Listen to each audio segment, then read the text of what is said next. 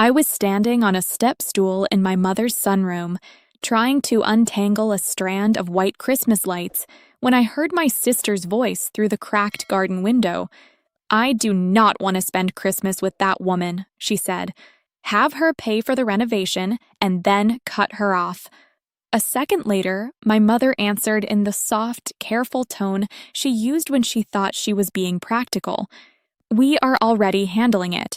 The inheritance will go to you." I remember going still, with one hand on the window latch and the other holding the lights. The glass was cold. Somewhere behind me, the oven timer in the kitchen gave a single, quiet beep. On the counter, a dish of cranberry sauce had already started to form a thin skin across the top. I did not walk outside. I did not make a sound. I just stood there and listened long enough to know I had not misunderstood anything. Then I stepped down, picked up the bowl, and fixed the calmest expression I could manage before going back into the house. At that point, I had no plan yet. I only knew two things. First, I was no longer confused about the strange looks and half-finished conversations of the past few weeks. Second, before that Christmas was over, I would end up opening a file on my mother's computer that changed the shape of my life. My name is Carolyn Mercer. I was 35 then, and for most of my adult life, I had been the dependable one in the family. Because I was single, people assumed I had extra time. Because I ran my own business, they assumed I had extra money. In my family, those assumptions slowly turned into expectations. I was the person who paid deposits, covered flights, brought food, fixed broken things, and stayed late to clean up. No one announced it. It just became the pattern. I owned a residential renovation company in Columbus. Nothing glamorous. Kitchens, bathrooms, custom shelving, trim work, flooring. The kind of jobs people noticed only after they were finished. I had 4 crews by then, a small workshop, reliable clients, and a schedule packed far enough ahead that I was finally sleeping well at night. My mother never liked saying any of that out loud. When people asked what I did, she would say, "Caroline works with contractors," as if that sounded more acceptable than saying I built things for a living. That December, I had been helping fund improvements to my parents' house for months. New cabinets, flooring, lighting, paint. I had also spent 3 days preparing Christmas dinner because my mother wanted everything to feel elegant this year. The prime rib had been marinating since Sunday. I had baked molasses cookies from scratch, polished the silver, ironed the table linens, and spent half the morning outside with numb fingers wrapping garland around the porch rail. Looking back, what unsettles me most is not that I overheard them. It is how ordinary the rest of the day still looked. My father came in carrying a bottle of wine and talking about an article he had read. My sister, Vanessa, breezed through the front door in a camel coat, kissed the air near my cheek, and asked whether the roast would be ready on time. Her husband, Daniel, who worked in corporate law and enjoyed sounding useful, followed her in and began asking me careful little questions about insurance, permits, and business overhead as if he were making conversation. I answered all of them, calmly. The house smelled like rosemary, butter, and pine. Holiday music played low through the kitchen speaker. Candlelight reflected in the glass of the china cabinet. My mother moved through the dining room, adjusting napkins and serving spoons with the serene expression of someone presiding over a lovely evening. If I had not heard that conversation, I might have believed it. Instead, every small gesture looked different. Every smile had an edge to it.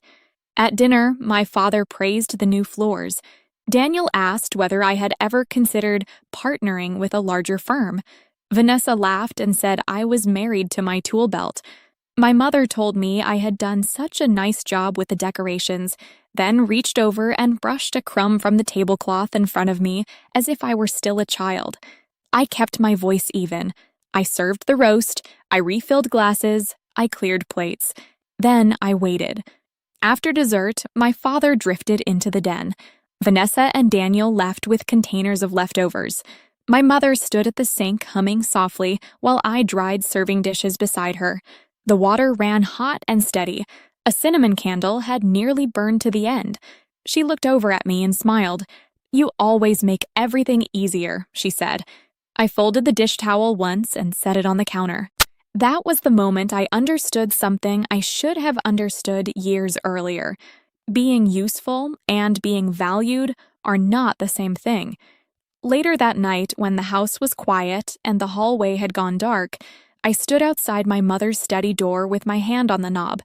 I could hear the old baseboard heater ticking behind the wall. Her laptop was somewhere inside on the desk by the lamp. I waited there for a few seconds, listening to the silence. Then I went in. The study smelled faintly like paper, lavender hand cream, and the dust that gathers around closed bookshelves in winter.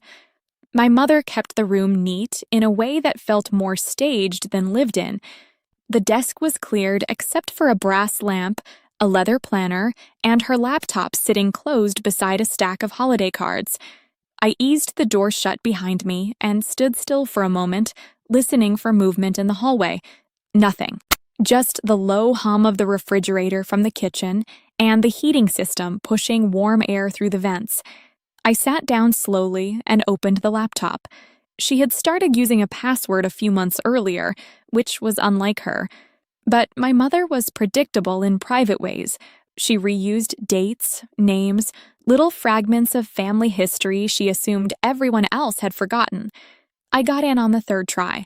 At first, I thought I might find a few unpleasant emails, something about estate planning, maybe a message to my sister complaining about me. That would have been painful enough. What I found was organized. There was a folder on the desktop with a bland name. Inside it were spreadsheets, scanned documents, email chains, and draft notes. It was not emotional. That was the part I remember most clearly. It was administrative. My role in the family had been reduced to numbers, timing, and process. One spreadsheet listed the renovation work in the house room by room, with my contributions marked next to them: flooring, cabinets, lighting, patio door, crown molding, landscaping deposit. There were notes in the margin about what had already been completed and what still needed to be fully absorbed before transition. I read that phrase 3 times.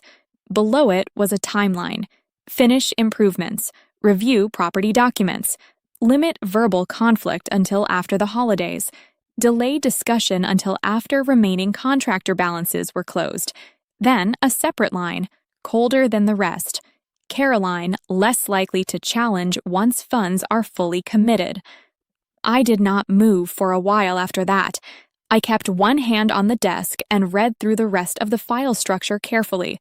My pulse had started to pound in my neck, but my mind had gone very clear. I opened the email folder next. There were long threads between my mother and Vanessa. Some included Daniel. They had been discussing me for more than a year. Not just my money, my habits, my work schedule, my personal life. The tone was casual, often amused. They wrote about me the way people write about a difficult tenant or a service provider who has become inconvenient. Vanessa said I was too proud to ask real questions. Daniel said that if things were framed as family logistics, I would probably cooperate. My mother wrote that I had always wanted approval more than ownership. That line stayed with me. There were also records of transfers from a joint family travel fund I had contributed to over the years. Small withdrawals, repeated, easy to overlook. When added together, the number came to just over $19,000. I opened the bank attachment twice to make sure I was reading it correctly. Then I found messages with a contact saved under a single initial. Those messages were not about money at first. They were personal, familiar, intimate in the quiet way long affairs often are. References to lunches, trips, hotel bookings, complaints about timing, remarks about how exhausting it was to keep pretending. The longer I read, the more obvious it became that this had been going on for years. My mother was not just planning to redirect the inheritance and push me out after I financed the house, she was also preparing to leave my father. I leaned back in the chair and looked at the bookshelf across the room, not really seeing it. I was trying to understand whether the shock I felt was from the betrayal itself or from the amount of planning behind it. Nothing in those files looked impulsive. Every part of it had been discussed, adjusted, refined. There was even a document titled Next Steps. That was when I stopped thinking like a daughter and started thinking like a contractor. In my line of work, panic costs money. It creates mistakes, bad measurements, wrong orders, cracked tile, crooked installation, legal trouble. If something is wrong at a site, you do not flail. You assess, you document, you secure the job. Then you decide what gets removed and what can be saved. So I sat there in my mother's study and made myself follow the same discipline. Step 1. Do not confront anyone without copies. Step 2. Preserve the records exactly as they are. Step 3. Figure out what is emotional and what is legally useful. I took photos first. Then I forwarded selected files to a private email account I used only for tax records and bid backups. I copied the spreadsheets, the transfer logs, the email chains, and the timeline document.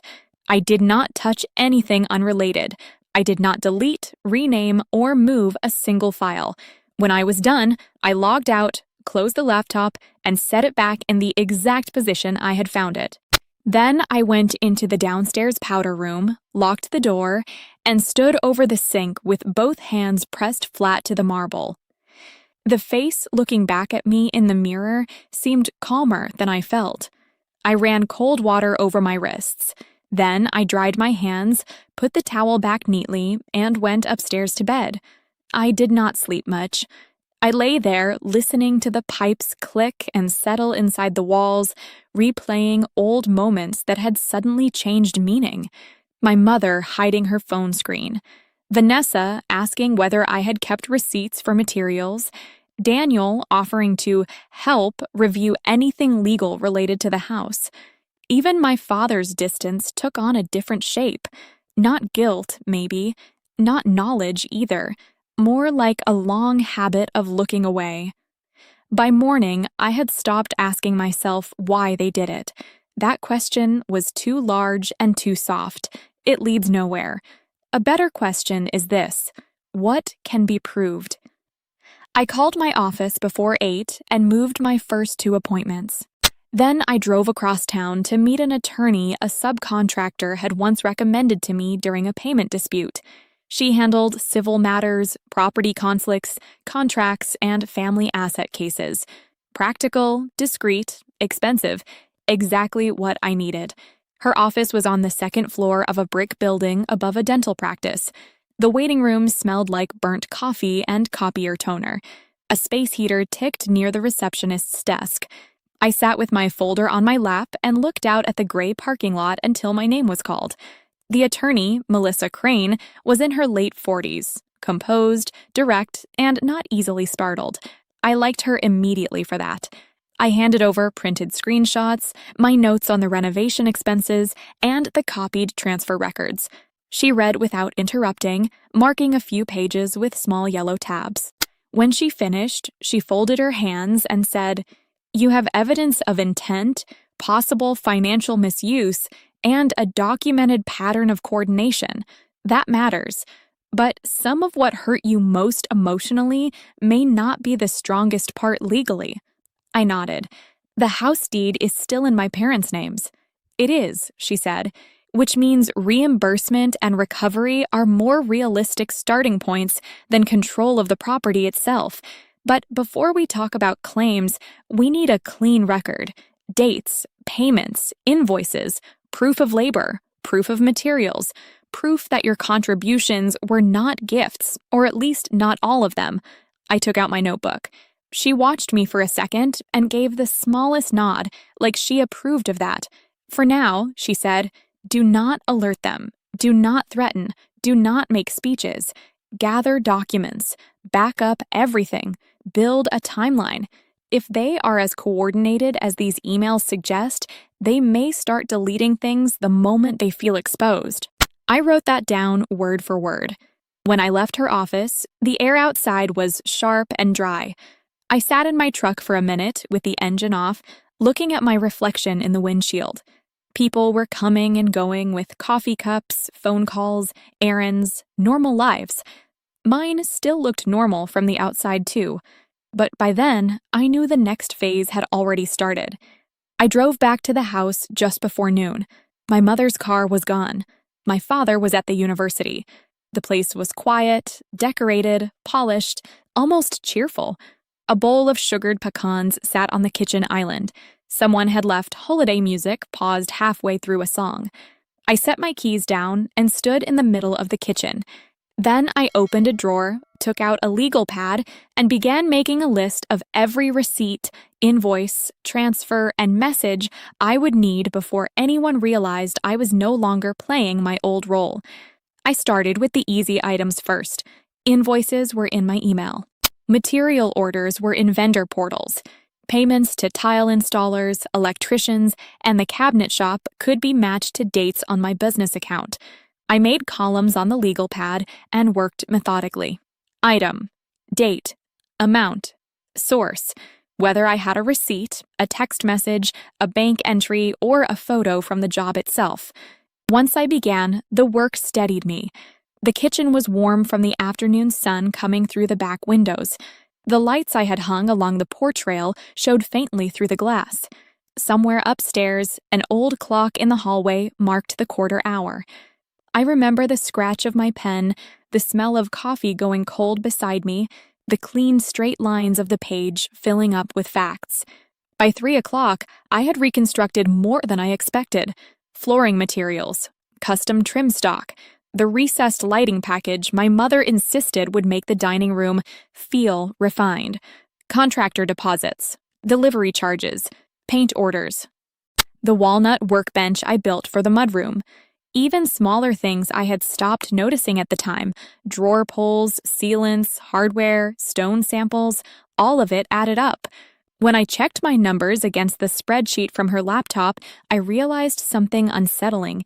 She had not just tracked what I spent, she had relied on me to forget. That was the first real shift in me. Until then, I had been reacting, hurt yes, but still reacting. Sitting there with the documents spread across the island, I understood that my advantage was not emotion, it was systems. I knew where money moved. I knew how projects were staged. I knew how people concealed intent inside ordinary paperwork.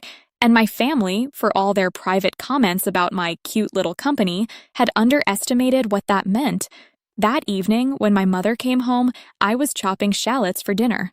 She walked in carrying shopping bags and set them on the counter with a tired little sigh, the one she used when she wanted to be asked whether she was all right. I wiped my hands on a towel and looked up. Long day? Endless, she said. Estate calls, holiday errands. Vanessa is being impossible about seating. She laughed softly after saying it, as if that made them all sound busy and lovable. Then she glanced at the legal pad near the fruit bowl. One had already turned it face down. "What are you working on?" "Year-end expense cleanup," I said. "Business records." That answer satisfied her immediately. She had never taken my paperwork seriously. To her, it was just part of my practical little life. Useful, uninteresting, beneath real attention. She nodded and started unpacking candles, ribbon, and expensive olives. At dinner, I kept my voice level. My father talked about retirement options and faculty politics. My mother mentioned Vanessa's birthday next month and asked whether I could help with food again. I said yes without hesitation. It seemed to reassure her. People trust the role they are used to. Afterward, I washed dishes and listened more carefully than I had in years. My father barely looked at either of us. My mother checked her phone twice and turned the screen away both times.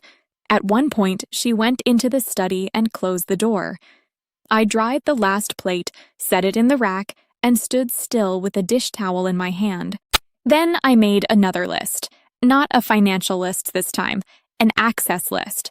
What could I reach without setting off alarm? What needed to be copied first? What habits did each of them have? When was the house empty? Which rooms carried sound? Which doors stuck? Which drawers my mother opened every night before bed? It felt clinical, and maybe it was, but clarity can look cold from the outside. The next morning, I stopped by an office supply store before work and bought 2 slim digital recorders, fresh batteries, and a plain storage box. I told myself I was only creating options. I had not fully decided to use them yet. Still, I paid cash. For the next several days, I did what I always did. I ran crews, approved bids, answered client calls, reviewed trim profiles in a half-finished kitchen on the north side, measured a bathroom for custom shelving, signed off on a tile delivery. On the surface, my life remained intact, and that helped. Routine gave me cover. At home, I watched. Vanessa visited twice that week. Once in the afternoon when she thought I was still on a job site, once after dinner with Daniel. Both times they disappeared into the living room with my mother and lowered their voices as soon as they settled in. My father either did not notice or had trained himself not to. On Thursday, I came home early and sat in my truck at the curb for a full minute before going inside. Rain had started, light and steady. The windshield clicked softly as it cooled. Through the front window, I could see only the Christmas tree and the edge of the sofa. Warm light, quiet house. From outside, it looked like safety. Inside, my mother and Vanessa were speaking in the living room in the soft, practical tone people use when discussing travel plans or grocery lists. I paused in the entry, just out of sight. Daniel says the timing is better after the holidays, Vanessa said. It has to be handled carefully, my mother replied. I do not want a scene. She will not make one, Vanessa said. She never does. I stood there with rain still damp on my coat sleeve and felt something settle in me. Not rage, not even heartbreak this time. Instruction. That night, after everyone had gone upstairs, I placed the first recorder beneath the sideboard in the dining room and the second behind a basket on the built-in shelf near the living room window. Small devices, easy to miss. I worked slowly, deliberately, wearing the same calm expression I used when aligning cabinet doors. Measure, place, check angle, step back. Then I returned to the kitchen, wiped the counter, and made tea. I put the phone face down and sat at the table with the mug warming my hands. Steam rose between me and the dark window over the sink. Outside, the backyard was silver with rain. I went over the steps again. Step 1, preserve conversations. Step 2, finish the financial timeline.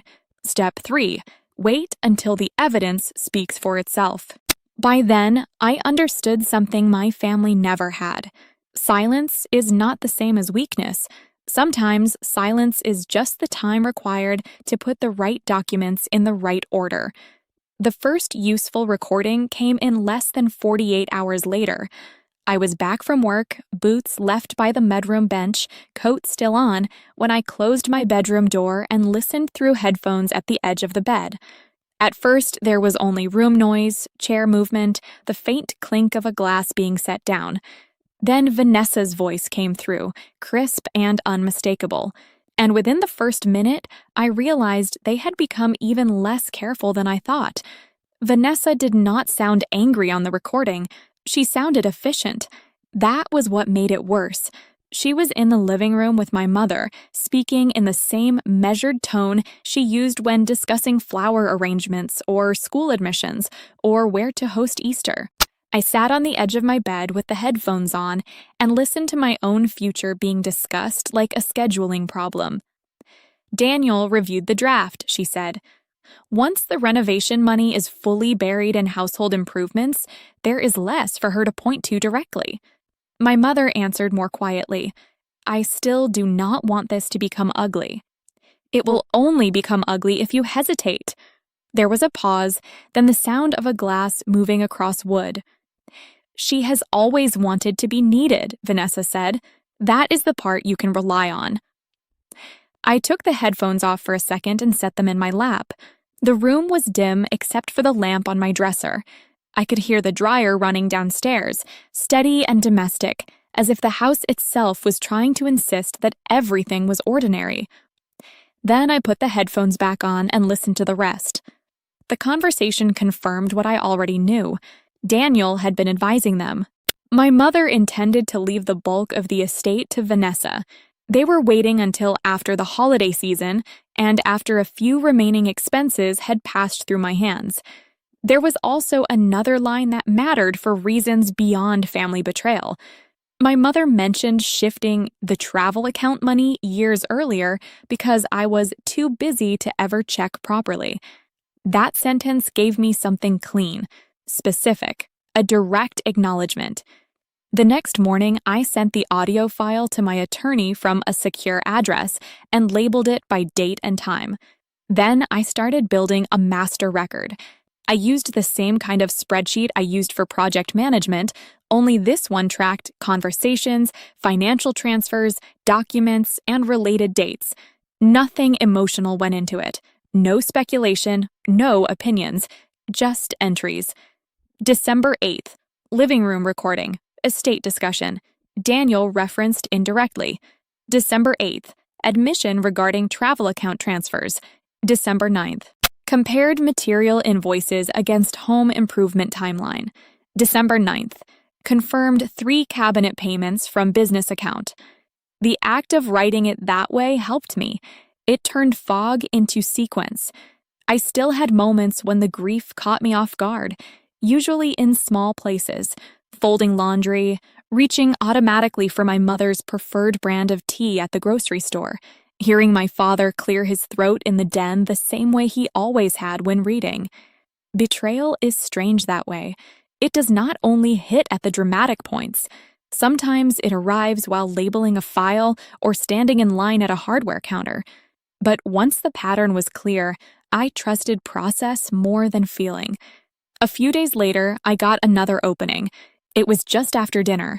My father had gone upstairs early with a headache. I was wiping down the kitchen counters when my mother's phone lit up on the island.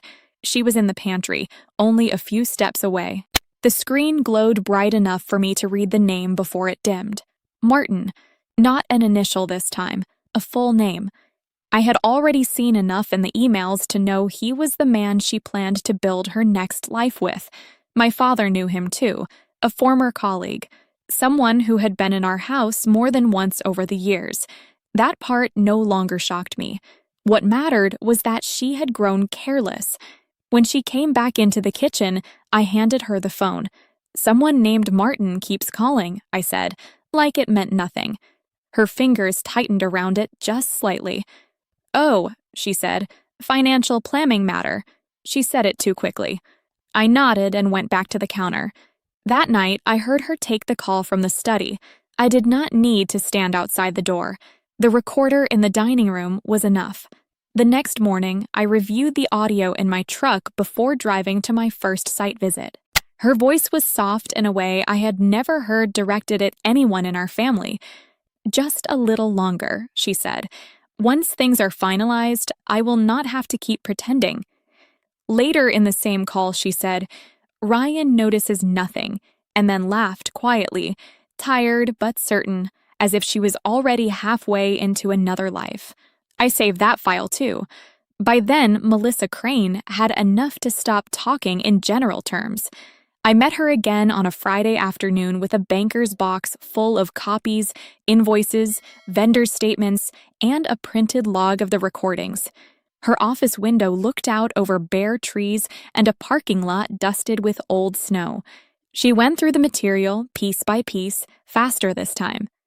"You did the hard part correctly," she said. "You built a record." I sat across from her with my notebook open. She tapped 3 sections of the file. "Here is what matters most right now. 1. Provable contributions to the property. 2. Direct evidence of coordinated intent to exclude you after inducing more spending. 3. Evidence of diverted funds. We do not need every ugly sentence they said about you. We need the parts that establish pattern, planning, and reliance." I wrote that down. Do I confront them? Not yet. Do I tell my father? Not yet. She folded her hands. Right now, your advantage is that they think you are still in your old position, helpful, trusting, available. The minute that changes, phones get wiped, stories get adjusted, and people suddenly remember different versions of events. I knew she was right. So what do? You stay calm, she said. You gather the last pieces. Then you choose a setting where denial becomes difficult, a controlled setting. That phrase stayed with me on the drive home. Not a hallway argument, not a crying conversation in the kitchen, not a phone call where people could interrupt, twist, or hang up. A place with seats, documents, time, and witnesses. The kind of setting where sequence matters. By the time I parked in the driveway, I already knew what that meant. Vanessa's birthday dinner was 2 weeks away. The whole family would be there, Daniel too. My mother would want everything perfect, which meant nobody would expect resistance from me. If I offered to help organize a family financial discussion before dinner, under the excuse of planning future repairs and estate logistics, they would walk right into it. I went inside and found my mother in the dining room adjusting candles along the center of the table. She looked up. There you are. I was just thinking about Vanessa's birthday. So was I said.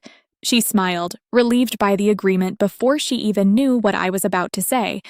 I think, I continued, before dinner that night, we should finally sit down as a family and talk clearly about the house, long-term costs, and future planning.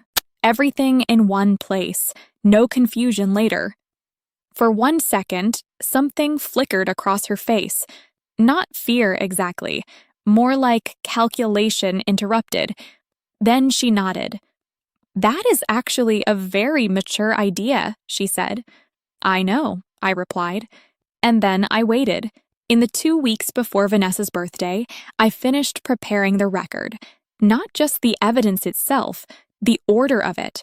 That mattered more than people realize. Facts land differently depending on when they arrive. Too much too early, and everyone starts talking at once. Too little, and they think they can steer the room. I wanted sequence, a clear line from contribution to deception to consequence. So I built it the way I would build a project presentation for a difficult client. First, proof of my financial contributions to the house, clean numbers, dates, vendors, transfers, photos. Then the travel account withdrawals. Then the written discussions about timing and exclusion.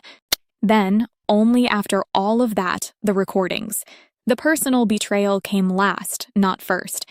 I did not want anyone pretending this was only a family misunderstanding or a hurt daughter's overreaction. I wanted the structure visible before the emotion entered the room. I printed copies and placed them in separate folders. I backed up the files to a cloud account, an external drive, and a tablet. I sent a final evidence packet to Melissa Crane with instructions to preserve everything and proceed if I called her after the dinner. She replied with one line, "Understood. Stay measured." That was exactly the plan. The day of the dinner was cold and bright, the kind of December light that makes every window look sharper than usual. I got up early, ironed a white shirt, and put on a dark blazer I normally saved for client meetings where I needed to look more owner than builder. I polished my boots, I tied my hair back neatly. Nothing dramatic, just deliberate. When I went downstairs, my mother was already in the kitchen arranging flowers in a low glass bowl. She looked at me and paused. "You look nice," she said. "Important discussion," I replied.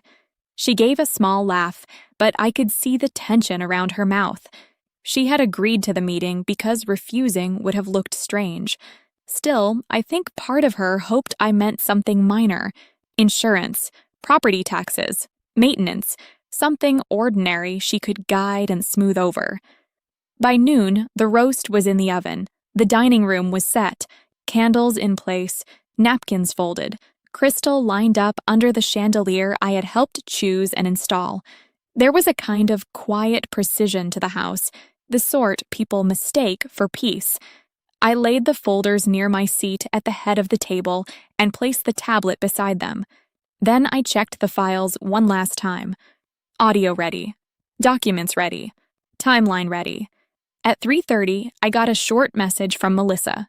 Do not argue with denials. Return to documents. I read it once and locked my phone. Vanessa and Daniel arrived first, carrying a bakery box and a bottle of wine. She came in smiling, expensive coat open, perfume trailing in the hallway. Daniel shook my hand like we were meeting at a fundraiser. Big family strategy session, he said lightly. Should I be billing by the hour? I looked at him. That will not be necessary. He laughed at first, then stopped when he realized I had not smiled. My father arrived 10 minutes later, shoulders slightly hunched from the cold, scarf still on. He kissed my mother on the cheek, handed over another bottle of wine, and asked whether we really needed to do financial housekeeping before dinner. My mother said it would be quick. Her voice was pleasant, but she did not quite meet my eyes.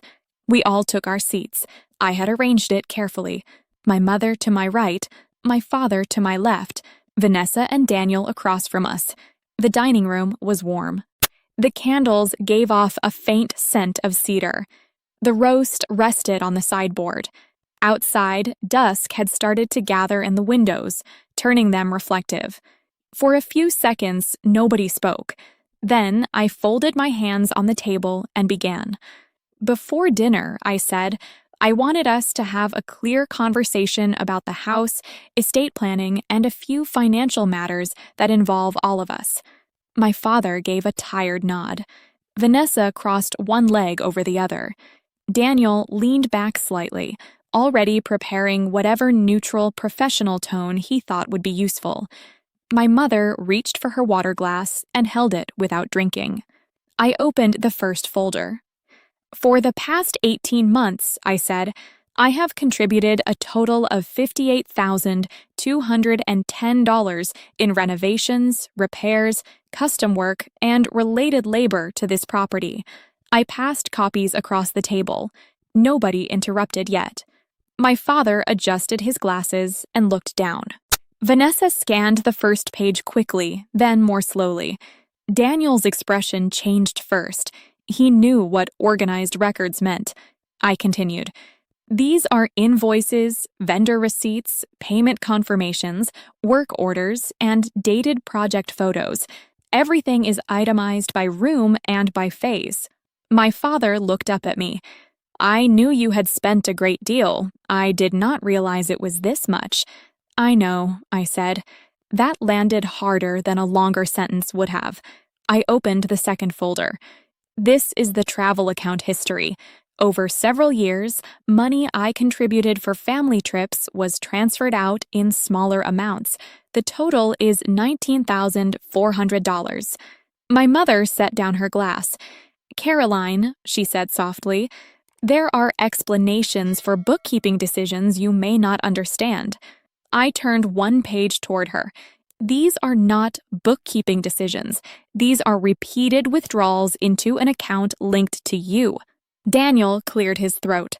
Let us be careful with assumptions. I agree, I said. That is why I brought documentation. I tapped the next set of pages. Account records, dates, transfer patterns, cross-references from your email. At the word email, the room changed. Not visibly at first, just in the small ways. Vanessa stopped touching her necklace. My mother's shoulders tightened. Daniel looked at my hands instead of the papers. My father slowly put his wine glass down without taking a sip. My mother spoke next, quieter than before. You went through my computer? Yes. The honesty of that seemed to unsettle them more than denial would have. You had no right, she said. I had every reason. Then I opened the third folder. These are emails and planning notes discussing the timing of my financial contributions, the completion of the renovation, and the plan to cut me out afterward. Vanessa's face lost color. Daniel's posture changed completely. No more leaning back. He sat forward now, alert. My father looked from one of them to the other. What plan? Nobody answered him, so I slid a printed page across the table until it stopped in front of him. It was the timeline from my mother's desktop folder: finish improvements, delay discussion, limit verbal conflict, transition after funds are fully committed. He read it once, then again. "Martha," he said. My mother did not answer. He looked at Vanessa. "What is this?"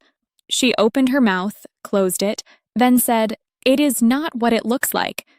Daniel added, "These are private discussions taken out of context." I pressed one button on the tablet. The recording started. Vanessa's voice came through the dining room speakers first. Calm, clear, unmistakable. Once the renovation money is fully buried in household improvements, there is less for her to point to directly. Then my mother's voice. "I still do not want this to become ugly." Then Vanessa again. "She has always wanted to be needed. That is the part you can rely on." No one moved. I let the recording continue just long enough to remove any doubt, then paused it. The silence afterward felt dense, almost physical. The candles flickered. Somewhere in the kitchen, the oven gave a soft click as the heat cycled off. My father stared at the tablet as though it had spoken in a language he recognized but could not accept. Daniel spoke first, because men like him often cannot bear a silence they do not control. Recording private conversations in a home raises serious issues. "I did not ask about that," my father said. His voice was flatter than I had ever heard it. He turned to my mother. "Did you do this?" She looked at him then, finally, with tears gathering too quickly to feel honest. "Ryan, please let me explain." But I was not finished. I opened the last folder and placed one final sheet in the center of the table. "This," I said, "is the message trail regarding Martin." My father frowned. "Martin?" I looked at my mother. "You may want to tell him yourself." She went completely still. Vanessa whispered, "Mom." Daniel did not speak at all this time. I met my father's eyes. "Or," I said, and rested my hand lightly on the tablet, "I can." For a second, nobody in the room breathed. My father looked from me to my mother, then back again, as if he was trying to place a word he had heard before but never expected in his own house. "Who is Martin?" he asked. My mother's hands were folded too tightly in her lap. "A friend." I did not speak over her. I let the silence do its work. My father turned toward her fully now. "Do not do that. Not tonight. Not after this." The candles made the table look warmer than it felt. Reflections shook faintly in the glass cabinet behind Vanessa.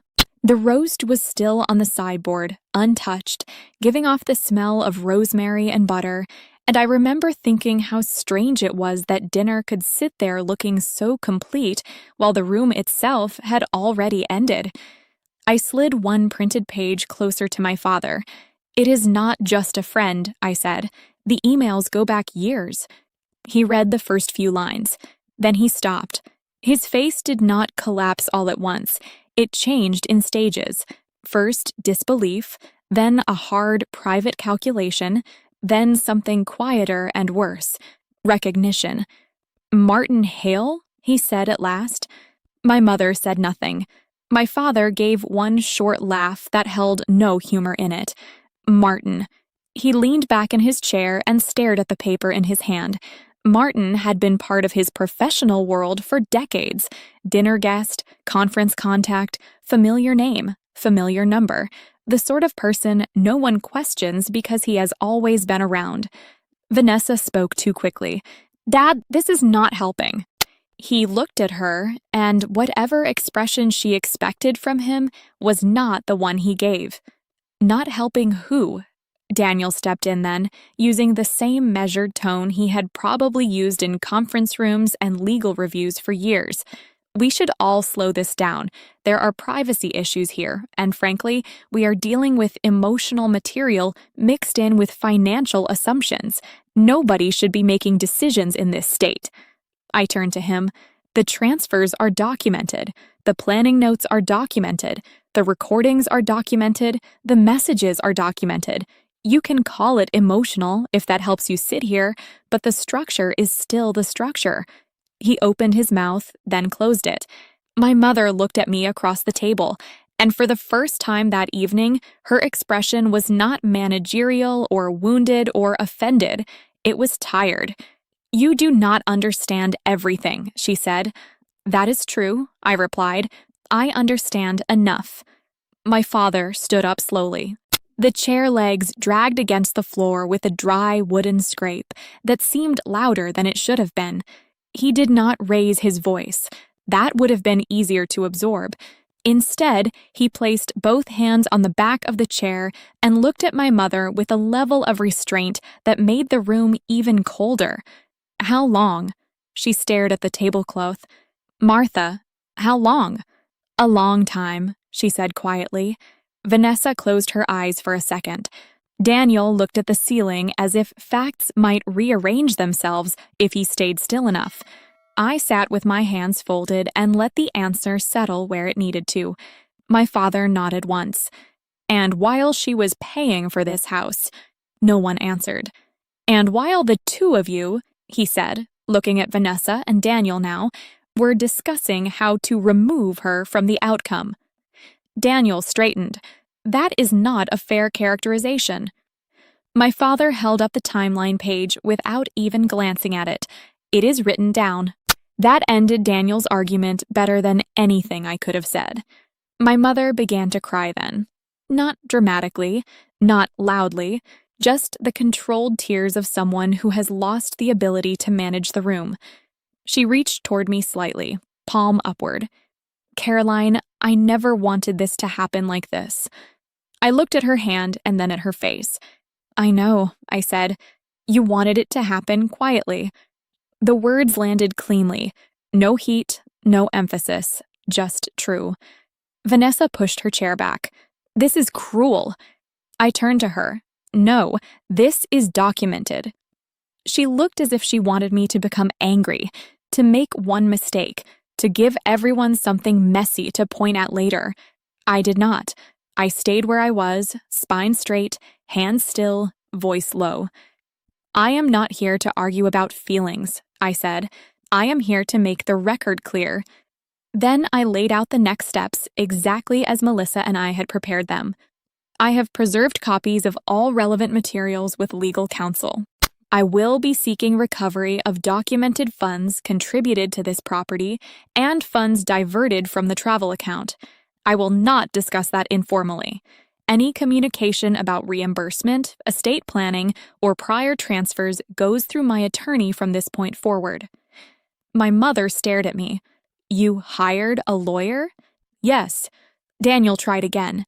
"You are escalating a family dispute into litigation before giving anyone a chance to explain." I shook my head once. "No, I am responding to planning that began long before tonight." My father lowered himself back into his chair, but only partly, as if sitting fully would require more trust in the furniture than he currently had. He looked exhausted in a way I had never seen. Older, suddenly. Not weak, just stripped of whatever story had been holding the room together all these years. Then he asked me the one question I had known would come. "When did you find out?" "Christmas week," I said. He closed his eyes briefly. My mother whispered, "You said nothing." That was the first useful thing I have done in this house in a long time. No one interrupted me after that. I outlined the contribution total again. I identified the specific account discrepancies. I named the dates of the recordings and the periods covered by the email threads. I did not editorialize. I did not revisit childhood slights or make speeches about loyalty or love. The facts were heavy enough on their own. By the time I finished, the room had the stillness of a building after power has gone out. Everything remained in place, but nothing worked the way it had an hour earlier. My father stood again, this time to put distance between himself and the table. He went to the window and looked out into the dark yard, where the string lights I had hung along the fence glowed softly against a cold. When he finally spoke, he did not turn around. "Daniel," he said, "leave the documents where they are." Daniel had been reaching for one of the folders. He stopped. Then my father turned back to the table and looked directly at my mother. "You will not move money. You will not contact Martin. You will not touch any account records. Do you understand me?" She gave the smallest nod. He looked at Vanessa next. "And you will not contact Caroline about this outside counsel. Not once." Vanessa's face went rigid. "Dad." "Not once." I believed him. That was not reconciliation. It was not repair. But it was the first boundary in that house that had not been placed on me. I gathered my copies into a neat stack, closed the tablet cover, and rose from my chair. "I have already arranged somewhere else to stay," I said. "Tomorrow I will return for my tools, personal files, and anything related to my business. After that, communication goes through attorneys." My mother looked up sharply. "You are leaving tonight?" "Yes. It is Christmas." I picked up my folder. "I know." For a moment, I thought she might say something true, something plain and late and human. But people rarely become wiser on command. Instead, she said, "You are destroying this family." I met her eyes. "No," I said. "I am just the first one to stop financing the damage." Then I walked to the hall closet, took my coat, and slipped it on slowly. No one followed me immediately. I could hear only the small sounds of a room trying to continue after meaning has gone out of it. A chair leg shifting, glass touching wood, someone breathing too quickly, the oven timer blinking in the kitchen. At the front door, I paused with my hand on the knob. Behind me, my father said my name once. I turned. He did not come closer. He only said, "Send me your attorney's information." "I will." That was all. Outside, the air was cold enough to sting my face. The yard lights were still glowing. My car was parked under the bare maple by the curb, lightly dusted with frost. I put the folders on the passenger seat, sat behind the wheel, and rested both hands there for a moment without starting the engine. Then I drove to the hotel Melissa had recommended, checked in under my own name, and carried one overnight bag up to a quiet room on the 4th floor. I locked the door, set the folder on the desk, and finally let the silence become mine. The room was warmer than I expected. That is the first thing I remember about the hotel. Not comfort exactly, just warmth. Clean, even, impersonal warmth.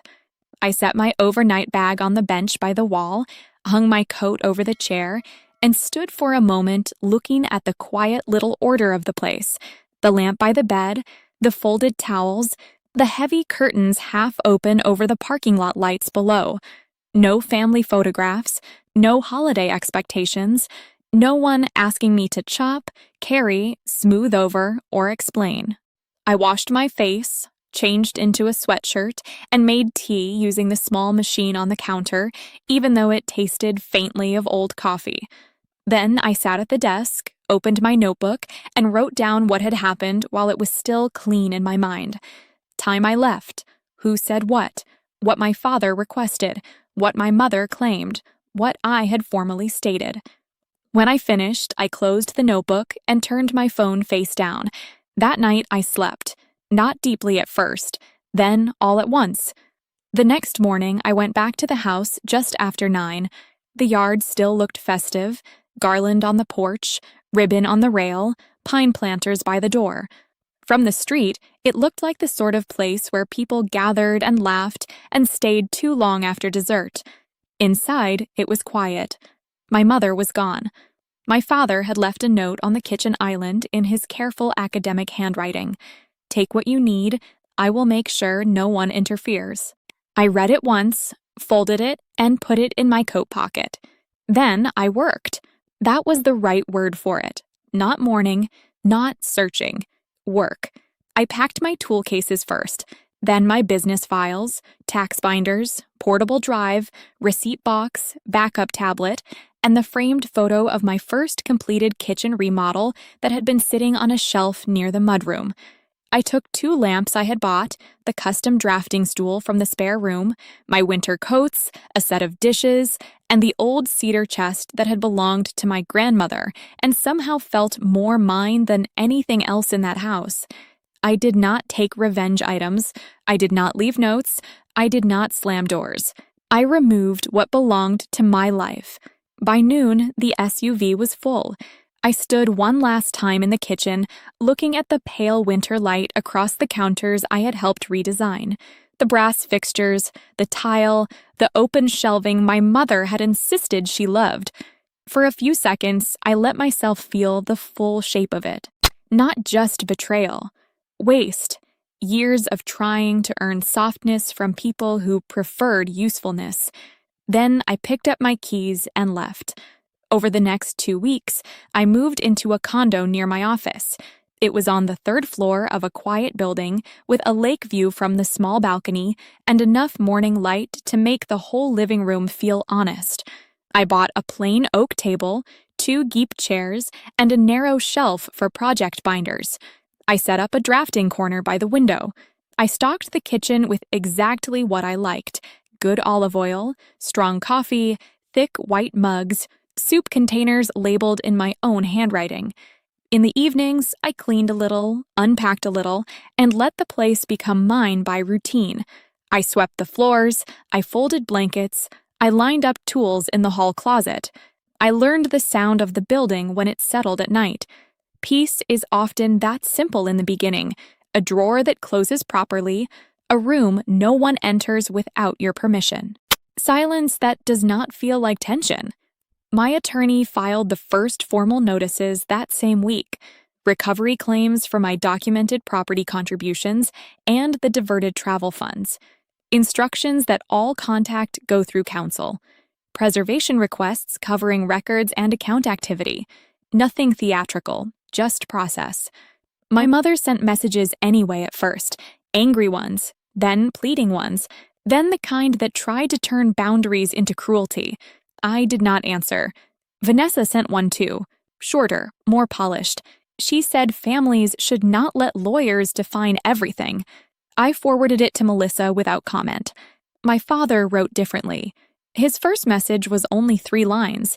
He said he had retained separate counsel, that he was reviewing every financial record he could access, and that he was sorry for the years he spent mistaking quiet for consent. I read that sentence twice. A month later, we met for lunch at a small restaurant halfway between his temporary apartment and my office. The place smelled like tomato soup and baked bread. He looked older, but more awake somehow. We did not talk about forgiveness. We talked about documents, property, logistics, and what happens when a person finally stops pretending not to see what is in front of them. It was enough. You do not rebuild trust by calling it healed. You rebuild it by handling the next thing honestly. Spring came slowly that year. On Saturday mornings, I began making coffee and sitting by the balcony door with my project notebook open across my knees. The lake below shifted from steel gray to blue-gray to something softer. I took on 2 larger renovation jobs and turned down one client who reminded me too much of old dynamics. I hired an additional estimator for the company. I stopped apologizing for being direct. Some evenings still felt lonely. That was true. But loneliness in a peaceful place is not the same as loneliness inside a crowded lie. One afternoon, while organizing a drawer in the condo, I found the extra strand of white Christmas lights I had brought by accident from my mother's house. I sat with them in my lap for a minute, running the wire through my fingers, feeling the old habit of grief try to return. Then I wrapped them neatly, placed them in a storage box, and labeled it in black marker. Seasonal. That was all. Not every painful thing needs a shrine. Sometimes it just needs a place where it can stop spilling into the rest of your life. A few weeks after that, one of my newer clients stayed behind after a site walk. She was a woman in her early 40s, careful, self-contained, the kind of person who thanked everyone twice. We were standing in her half-finished kitchen, looking over cabinet measurements, when she asked me, very casually, whether I thought it was normal for family members to expect access to her accounts just because she was the responsible one. I looked at her for a moment.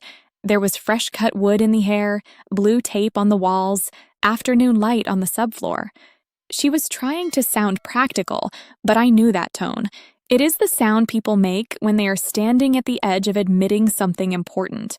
I gave her the name of a good attorney and a forensic accountant. Then I said, "Get copies first, then decide what you want to say." She nodded like she had been waiting for permission to become clear. Maybe that is how these things continue, not as drama, not as a victory lap. Just one person recognizing the look in another person's face and helping them choose orders sooner than they would have alone. So that is the story. If you stayed with me to the end, thank you. And if this kind of calm, steady story is the sort of thing you like listening to, please like and subscribe. In the comments, tell me which city you are watching from and what time it is there right now. And when this ends, 2 popular stories will appear next for you to keep listening.